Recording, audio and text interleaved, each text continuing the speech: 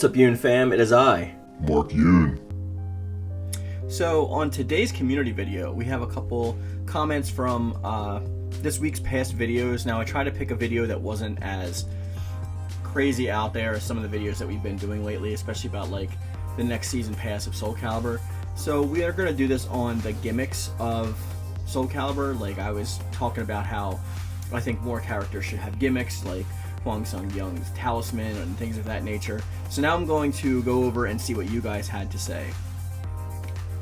Sean Image says, "The only thing I really hope they change about the gameplay wise is the hurt box on Create a Soul characters. Regardless of height, the hurt box should be the same.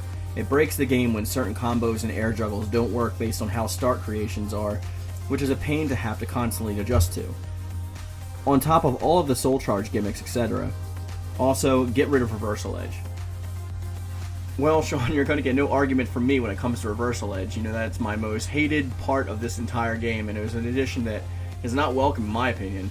I know that it is easy for most players defensively to get around getting caught in reversal edges, but this is not the case for offensive players or people who constantly spam it. And it's not even just online play that is affected by this, because the computer really leans into reversal edge a lot, and it just like stops the flow of the gameplay in my opinion, and I'm not alone in that thought.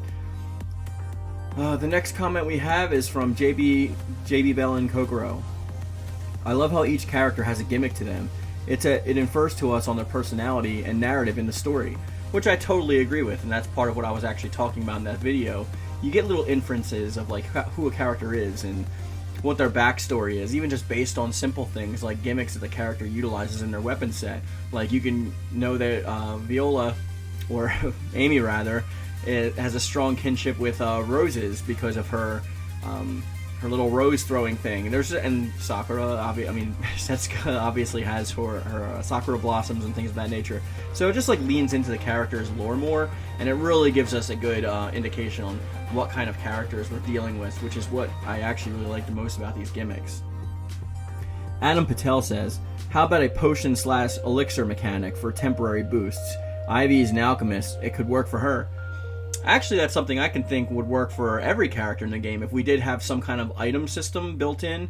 Now, of course, you can have items turned on or off depending on whether you're in ranked or casual play, but this would definitely add more balance and creativity to the battles when you're going up against, like, let's say, the hidden boss Inferno in Libra of Souls, right? Or you're going up against your buddies. If you have them turned on, maybe you have a quick direction pull like in normal games, of how you would want to utilize certain items. Like maybe you have potions, maybe you have power-ups, defense buff, boosts of that nature in general. Now this could make the game a little messy, which is why I think they should have the ability to turn it on or off, because this could make the balancing even more chaotic if you have to unlock these items and some characters don't have the items available. Like if you don't have the resources to buy them within the game, this could end to a lot of problems.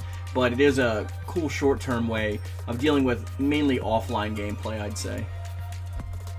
Michael Garcia says, "I like how Rock's in the original story, but still like to see his story altered. Same with Aeon. It's a reboot to their old story. I mean, I love Setsuka's story. Whoever wrote her backstory deserves a game award for her story. It kind of sounds like a novel book called The Samurai's Wife. I love Rock's story to go like he's a wandering berserker or type of character. Maybe he learns from other people as he travels with Bangu. Like maybe he learns from the Vikings or an elf race or orcs. Maybe he's even fascinated by other people's culture. I would like to see that in his character, and he combines everything and he has learned from all those tribes of people." That is an interesting way that you can get around kind of some of the arguments against his character from some people that I've seen, though it is a small minority. Those characters, those people do deserve to have what they want in the game as well. And I think a good way of having that is not strictly emulating or sticking to one variation. Like maybe he travels throughout the land and learns from a bunch of different people and garners like a bunch of different battle ways and clothing styles that like would just merge together to kind of make this hodgepodge of culture. I think that would be a little interesting. Ashton Byrd says, "When I first played Soul Calibur 2, I always loved the character Mitsurugi. Despite one of the terrible things he did in the original timeline, I always liked using him because of his personality, but also his will to get stronger, along with his moveset.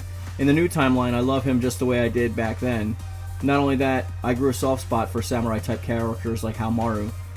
Another character who was my high school crush and still is Cassandra. I played a bit of Soul Calibur 2. I love her because she was pretty attractive and pretty awesome with her moveset, but also how she was younger sibling like I am. But also her desire to protect her older sister, which was always precious to me and spoke to me as a younger brother myself. Just like the new timeline, I still do love the character. As for your points in the video, you made a lot of good points. Keep up the great work. Well, thank you, and yeah, all of us have different reasons for liking certain characters. I know that Taki is my favorite character moveset wise just because of her speed, and I'm usually an offensive speed type character, so the way she moves in for the kill is like really a good thing to me, and it makes me want to play as her more, so kudos to you. Viola Nightingale says, I appreciate you touching down on this, Mark, and I like that you brought up Setsuka as an example of a character with tweaked origins because I thought along the same lines when thinking about Rock. In the old timeline, she was completely European, whereas now they showed her that she's half European, half Japanese, so it fit in better with the aesthetic that they were going for, but they were still able to give her the same values and attitude as if she had before, and it makes sense now. My wish for a character like Rock is that they find a way to make him both respectful to the culture he's meant to represent, but still fit into the story the same way he did before. As for Aeon, I remember reading his story in Soul Calibur 5 art book, and his origin did sound very interesting, apparently at the time. Of the Evil Seed, he was still human, and Evil Seed made him go mad and start going on a murder rampage, so it would be cool to see his story more fleshed out. I was never a big Rock or Lizardman player, to be honest, but this timeline has made me start caring about a lot of characters that I didn't care much for before, such as Setsuka, Mina, and Huang. So I don't doubt that they can convert me to being an Aeon or Rock fan if they did their stories right. And that's one of the big things I've seen a lot about Soul Calibur 6 is, especially with the DLC characters, is the narration and the love and care that's put into their stories and backstories. They're all altered and kind of revitalized in such a way where I wouldn't say modernizes them, but it makes them more palatable to people. Being that, like, there's just mysteries before that they're actually answering now, and especially if you go into the library and you're looking at the encyclopedia, or you just watch my videos on Thursday, then you get more of a feel for these characters based on what they were going for, and it's not just like, here's a character with a cool weapon, you get like a 1 hour long Soul Chronicle, and that's it. KittyMeowser Gaming says, I like the face cam that you got going on in your videos. Bangoo! It would actually be pretty cool if they released Aeon as a human first, and then he gets transformed into Lizardman. It would also be nice to get a more masculine form of the sword or axe and shield fighting style. Like if they do release a Season Pass 3, they can release human Aeon, and he gets transformed into either at the end or going into Soul Calibur 7. Either way, his style would be cool. I just hope with Rock that he gets something done with his move style, and that his character is respectful to the native culture. If Lizardman race had more creative options, I would definitely tinker with that aspect for more of my personality. It would be kind of cool if there was a female version to the Lizardman race. I know man is in the name, but still. Well, man is just a derivative, generalized term for everything, right? So mankind or human, things of that nature. It just means mankind as a general. I'm sure you already know about that, but yeah, I think there's definitely creative options they can go with there. Though I'm not sure what they could do with the lizard race. I've heard this a lot. Even Solarflare 95 brings this up to me a lot. And it is a fantasy, so I guess they don't have to be too biologically accurate. Because like lizards are reptiles, unlike humans, which are mammals. And the only differentials are between male and female are secondary sex characteristics, besides chromosomal and things of that nature, like the double XY or just XY. I'm sorry, double X or XY. So, what would you do to make the female lizards differentiated from the males? One thing I can say that you can do from within their actual biological expertise is be like, listen, let's have the females have like feathered options, like more colorful feathers for show and things of that nature, because you can do something similar to how the dinosaurs were. Or you can have, because I can't see you adding like boobs or anything like that, right? Because I mean, like, they're not mammals, so they wouldn't have mammary glands. But again, it is a fantasy game, so, and it's anime AF, so I think they could just do whatever the hell they want. So I actually like that, agree with that. I think that's pretty cool. And Bangu to you too. Well, that was a lot of great comments from this past month.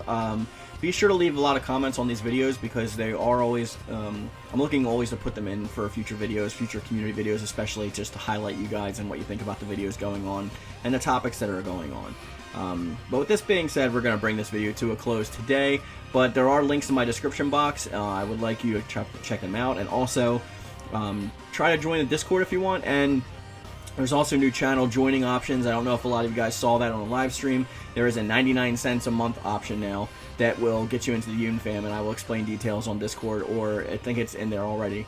But with that being said, we're going to bring this video to a close. As always, I love it. Thank you. And thank you.